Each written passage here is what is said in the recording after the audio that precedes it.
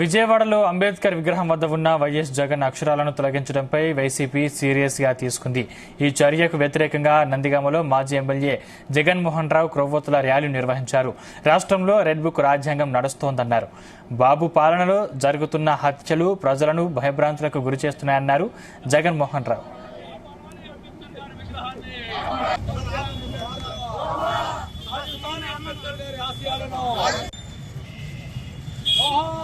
రాజ్యాంగ రూపశిల్పి, మనందరికీ స్ఫూర్తి, ఈ దేశానికి దిశని ఇచ్చినటువంటి మహానుభావుడి విగ్రహం మీద దాడి చేయటం, అది కరెంటు తీసి లోన అది ఉన్నటువంటి సిబ్బందిని పక్కకెళ్ళమని చెప్పి దాడి చేయడానికి ప్రయత్నించడం, చుట్టూ ఉన్న ప్రజలంతా రావడం, దాంతో వాళ్ళు తోకముడిచి పారిపోవడం మనం చూసాం.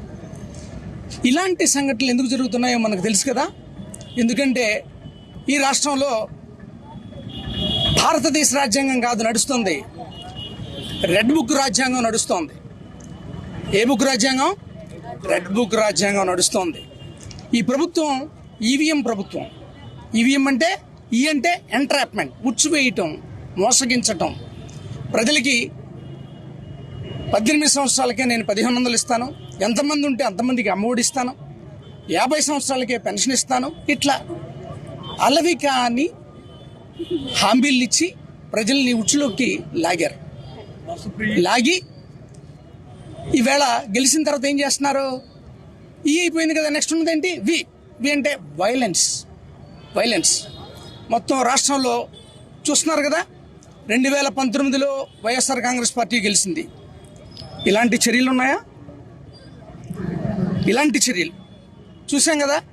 ఎంత భయంకరంగా స్టేట్లో ఉన్నటువంటి ప్రజలందరినీ భయభ్రాంతులను చేస్తూ, హత్యలు చేస్తూ, తెలుగుదేశం పార్టీకి వ్యతిరేకంగా ఉన్న వాళ్ళ మీద వాళ్ళు చేస్తున్నటువంటి పనులన్నింటినీ చూసాం. దీనికి నందిగాం కూడా అతీతం కాదు. చూసాం కదా, మోకాళ్ళ మీద దండ వేయించి మరీ మాట్లాడించిన సందర్భాలు చూసాం.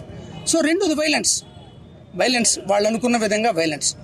రాజ్యాంగ రూపశిల్పి, మనందరికీ స్ఫూర్తి, ఈ దేశానికి దిశని ఇచ్చినటువంటి మహానుభావుడి